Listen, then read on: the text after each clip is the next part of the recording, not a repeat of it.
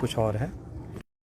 आज आपके साथ दोबारा से रिज मैदान पर और एक विशेष जगह अटल बिहारी जी के स्टैचू के नीचे। मैं पहले भी यहाँ बैठा हूँ, लेकिन तब वजहें कुछ और थी, आज वजह कुछ और है। जैसे कि सबको ज्ञात है कि हमारे मंडी में बहुत भयानक एक आपदा आई है। शिमला में बैठकर नहीं सोच सकते कि वो कितनी भयानक है, लेकिन वो अपने आप में भयानक है। अगर आप वहाँ पर जाएंगे तो आपको पता चलेगा कि वहाँ एग्जैक्टली हुआ क्या है। और हुआ भी ऐसा है कि वहाँ मदद की ज़रूरत है। हमने भी जब मदद भेजी 6 जुलाई को, आपदा के 5 दिन के बाद, तब स्थिति पता चली कि वहाँ पर क्या हुआ था। भेजी तो चुपचाप से 2 गाड़ियाँ थी, लेकिन वो सोशल मीडिया पे इतनी चल पड़ी कि वो वायरल हो गई पोस्ट।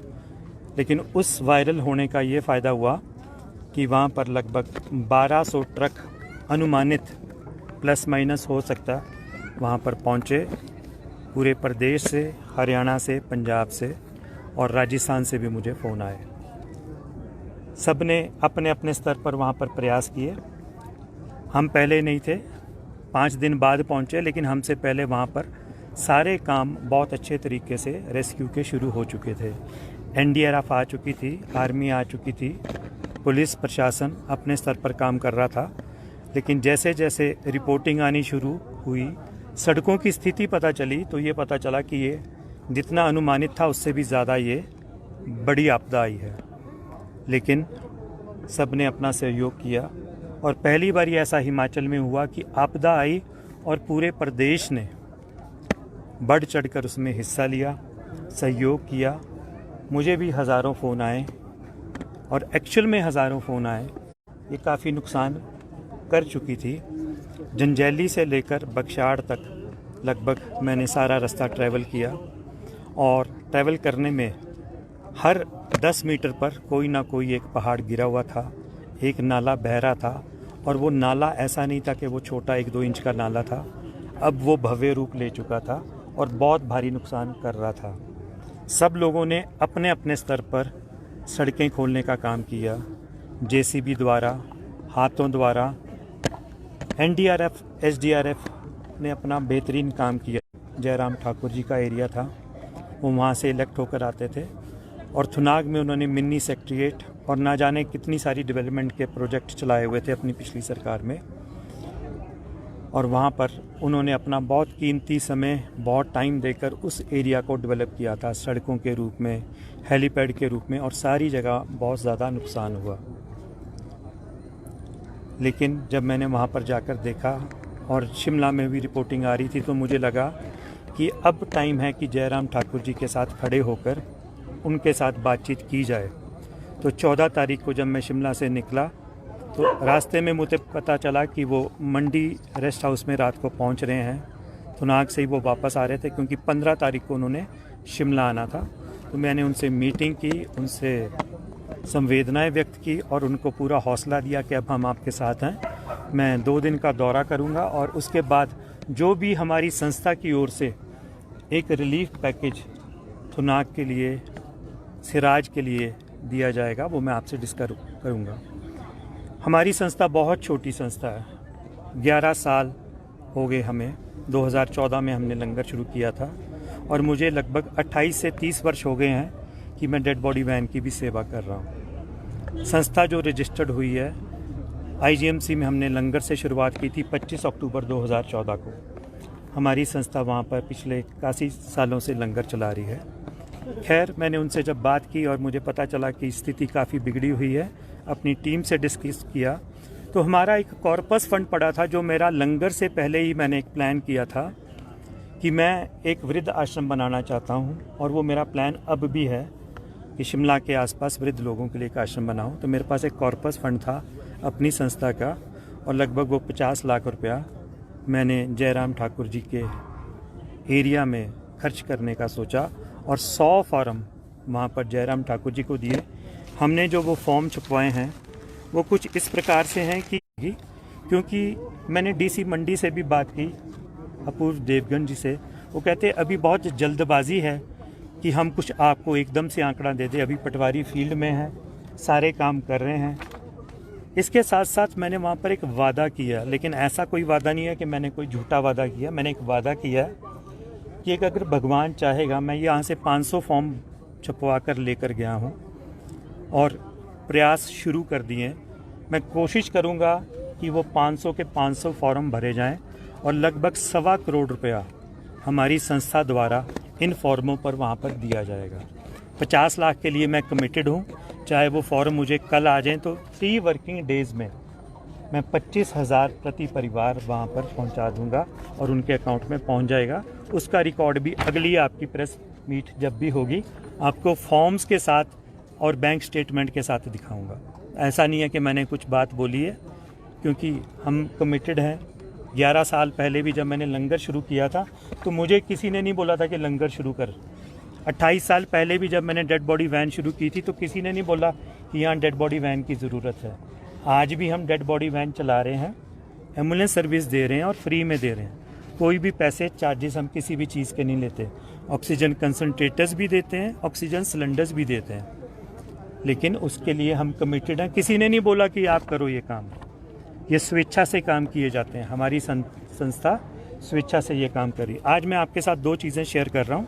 एक तो ये फॉर्म है जो मैंने वहाँ इशू किए, एक ये मेरे अकाउंट नंबर हैं। जो बाकी के 75 लाख हैं वो कैसे इकट्ठे किए जाएं और इन फॉर्मों के माध्यम से उन परिवारों तक कैसे पहुँचाए जाएं। इसमें मेरे 2 बैंक के अकाउंट नंबर हैं, एक पंजाब नेशनल बैंक, एक IDBI और एक स्कैनर है। ये सब आप लोगों को मिल जाएंगे। कोई भी इस अकाउंट में हमें दे सकता है, इसकी प्रॉपर रसीद ले सकता है, चाहे वो 1 रुपये की हो, 1 लाख की हो या 10 लाख की हो। मैंने पूरे प्रयास किए हैं कि ईमानदारी के साथ ये सारा पैसा वहाँ तक पहुँचाएँ और बहुत जल्दी जैसे वो फॉर्म आ जाएंगे तो 25 लाख का मुझे उम्मीद है कि अगले हफ्ते मैं और इकट्ठा कर लूँगा और 100 फॉर्म और रिलीज़ कर दूँगा। बचेंगे 50 लाख रुपए। उसके लिए मैं प्रदेश की जनता, मेरे जितने भी साथी देश में विदेश में बैठे हैं, वो सब इसमें सहयोग कर सकते हैं। हम फॉरेन फंडिंग नहीं लेते हैं, हम सिर्फ इंडिया से, इंडिया के लोगों से लेने के लिए बाध्य हैं। तो कोई भी अगर विदेश से देना चाहता है तो अपने वो किसी भी इंडिया वाले दोस्त, सके बंधु या रिश्तेदार के द्वारा हमें दे सकता है। मैंने कल 3 मशहूर गायकों से भी बात की है। हंसराज रघुवंशी जी, जिनका कल जन्मदिन था, कल मैंने उनको जन्मदिन की बधाई दी और उनको ये भी बधाई दी कि उन्होंने 11 लाख रुपए वहाँ पर दिए। कुलदीप शर्मा जी से भी कल मेरी बात हुई और एक और हैं हमारे बड़े मशहूर विक्की चौहान जी, कल उनसे भी बात हुई। और मैं प्रदेश सरकार से आग्रह करता हूँ कि इनकी भी सेवाएं ली जाए। ये अपने स्तर पर पीटर हॉफ में या और किसी स्थान पर क्राउड फंडिंग करके कम से कम 1 करोड़ रुपया तो इकट्ठा कर सकते हैं, अगर प्रदेश सरकार चाहे तो। मैं कुछ नहीं कर रहा, अगर प्रदेश सरकार करना चाहती है। मेरी एक टीम ने आज ही दलजीत दोसांझ से कांटेक्ट करने की कोशिश की है, कोई कांटेक्ट हुआ नहीं है, मैं पहले बता दूं। सिद्धू मूसावाला की फैमिली से भी कांटेक्ट किया है, हरभजन भगवंत मान से भी हमने कांटेक्ट करने की कोशिश, अभी किसी से कांटेक्ट बने नहीं है, लेकिन हमने अपने स्तर पर उनको अपने मैसेजेस डिलीवर कर दिए। और बड़ी खुशी की बात है कि अगर वो लोग भी आगे आएँ, क्योंकि उनका लार्जर स्केल पर हेल्प करने का दायरा है, वो हेल्प कर सकते हैं। आपके माध्यम से मैं ये चाहता हूँ कि अगर कोई कांटेक्ट कर सके तो उनसे बड़े सिंगरों से भी कांटेक्ट करे, ताकि ये बात उन तक पहुँचे, दलजीत दोसांझ, सिद्धू मूसेवाला और भगवंत मान, क्योंकि ये सब लोग बड़े दिल वाले हैं। रही बात हम क्या करेंगे या वो क्या करेंगे, हमने एक छोटा सा प्रयास किया, क्योंकि हमारे घर में आग लगी है और जब घर में आग लगती है तो फायर ब्रिगेड की वेट नहीं की जाती। ये नहीं देखा जाता कि फायर ब्रिगेड आएगी तो आग बुझाएगी। पहाड़ों में तो फायर ब्रिगेड होती नहीं, तो गांव वाले क्या करते हैं, बाल्टी उठाकर पानी डालते हैं, जग से, मटके से, किसी से भी। हम सब ने छोटे छोटे गिलास, मटके, बाल्टी पकड़ी हुई है और अपना अपना योगदान डाल रहे हैं। मदद बहुत ज़रूरत है, हमने अपने छोटे प्रयास शुरू कर दिए हैं। बड़े लोग जब जुड़ेंगे तो ये काम होंगे। ये वाला हमारा इतना ही ये काम है। रही बात पॉलिटिशियंस की, मैं कोई पॉलिटिशियन नहीं हूँ या पॉलिटिकल कोई स्टेटमेंट देना नहीं चाहता, लेकिन फिर भी वहाँ पर बहुत सारी पॉलिटिक्स चल रही थी लोगों से मैं अपील करना चाहता हूं, जो भी वहां सामान जा रहा है, विशेष तौर पर थुनाग में बहुत सारे लोग उनका हक जिनको मिलना चाहिए वो उन तक नहीं पहुंचने दे रहे। सभी से अपील है हाथ जोड़कर कि भगवान ने ये बहुत बड़ा प्रकोप दिखाया है, आप ऐसा मत कीजिए। आप सब पढ़े लिखे लोग हैं, लोग यहाँ से मदद करके किसी से 10 किलो आटा, 5 किलो दाल, एक गद्दा, रजाई, बाल्टी, जूता, चप्पल आपके लिए इकट्ठा करके भेज रहे हैं, लेकिन आपदा प्रभावितों तक कुछ चीज़ें नहीं पहुँच पा रही। जैसे ही कुछ जगह पर वो चीज़ें पहुँचती है तो एक गुट सक्रिय हो जाता है और उन चीज़ों को दोबारा से इकट्ठा कर रहा है और अपने घरों में भर रहा है। तो प्लीज़ उन तक पहुँचाए जहाँ पर सड़कें नहीं हैं। किसी जगह वहाँ पर 2 घंटे चलना पड़ता है, किसी जगह वहाँ पर 4 घंटे चलना पड़ता है। तो आप प्लीज़ वो वाली सारी चीज़ें उन तक पहुँचाने की कृपालता करें। भगवान दोबारा से प्रचंड ना हो, अभी हो गया, दोबारा प्रचंड ना हो, क्योंकि ये बहुत बड़ी आपदा है। जब मैं जंजैली तक गया तो देखने में मिला कि सड़क पर अगर इतना नुकसान हुआ है तो गांव पर कितना नुकसान हुआ होगा। बाकी अगर ज़ील हो करने की तो किसी भी कैबिनेट की ज़रूरत नहीं पड़ती, आप खुद भी कर सकते हैं। सेलिब्रिटीज़ आते हैं और कुछ उल्टी बयानबाजी कर जाते हैं। तो मैंने उस अपनी बहन के लिए भी हाथ जोड़कर रिक्वेस्ट करता हूँ, भले ही मेरी बहन तेरे पास कोई कैबिनेट नहीं है, पाँव हैं, दिमाग है और बहुत बड़ा एक तेरे पास सेक्शन है जो तेरी मदद कर सकता है। जब तेरे को वहाँ से जिताकर भेजा गया था तो ये बोलकर भेजा गया था तू हिमाचल की बेटी है और हिमाचल की बेटी का तूने फ़र्ज़ नहीं निभाया और ये सारा प्रदेश देख रहा है। अभी भी वक्त है बहन, तू थोड़ा सा उन लोगों के प्रति अपना योगदान दे दे।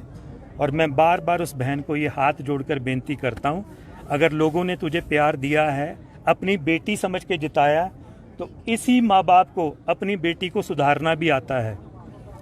और वो जब सुधारने पे आएंगे तो बहुत कष्ट होगा, बहुत तकलीफ़ होगी। अगर तू बहन कुछ भी नहीं कर सकती तो कम से कम उल्टी सीधी बयानबाजी वहाँ पर मत कर। लोगों की भावनाएं आहत होती हैं, लेकिन अगर तू चाहती है, तहे दिल से चाहती है कि तू उनकी मदद करना चाहती है, तो मेरे साथ चल, तेरे को मैं दरबार साहब लेके चलता हूँ। जो भी आज तक हुआ उसके लिए तू वहाँ पर चलकर अरदास कर और मैं तुझे गारंटी देता हूँ कि वहाँ से 10-20 करोड़ रुपया लेकर ही वापस आएगी। इसके बगैर तू वापस नहीं आएगी। पंजाबियों का दिल बहुत वड्डा है, तेरे वास्ते भी वड्डा रखणगे। और हिमाचल में अगर तू गांव-गांव शहर में जाकर भी मांगेगी तो तू इतनी हैसियत अभी भी रखती है कि तू 10-20-50 करोड़ इकट्ठा कर सकती है, अगर क्राउड फंडिंग करके या कोई शो करके कर सकती है। अगर तेरा छोटा भाई कर सकता है तो तू भी कर सकती है। लेकिन बेफजूल की कोई भी ऐसी बयानबाजी ना करना कि दोबारा से किसी और से कोई और गुस्ताखी हो जाए। पहले गुस्ताखी हो चुकी है, तू अब वहाँ पर कुछ काम करने के लिए आ जा। और मोदी जी से भी मैंने रिक्वेस्ट की है कि अगर वो काम करने के लिए या वो इच्छुक नहीं है, रोज़ अलग अलग चैनल्स के माध्यम से पता चल रहा है कि वो अलग अलग तरीके के बयान दे रही है कि 60-70 दिन काम करना था, मुझे कैबिनेट नहीं है। तो प्लीज़ मोदी जी उसका इस्तीफ़ा ले लो और नॉमिनेट करके कोई एमपी भेज दो, ताकि वहाँ पर अच्छे से काम हो सके और जो एमपी फंड का पैसा है वो कम से कम उस प्रशासन को मिल जाए, ताकि अभी जो फौरी राहत है वो 5,000 रुपये बहुत थोड़ी है। काफ़ी लोगों को बहुत बड़ी राहत की उपेक्षा है। सर्दियां आने वाली हैं और वहाँ पर बड़ी ठंड होती है। आप सभी उसमें अपना सहयोग दें। हमारी संस्था का स्कैनर अकाउंट नंबर मैं शेयर कर दूंगा। किसी ने भी मुझसे लेना तो मेरा बहुत इजी सा नंबर है 94 180 61,000 94180 6100। व्हाट्सएप मैसेज करके मुझसे स्कैनर और अकाउंट नंबर ले सकता है। उसकी बाकायदा रसीद मिलेगी और जो भी मदद पहुंचाई जाएगी उसकी बाकायदा ये जो हमने फॉर्म छपवाए हैं उसका भी रिकॉर्ड मिलेगा कि मदद कहां तक पहुंची है। सभी का बहुत बहुत धन्यवाद। ठीक।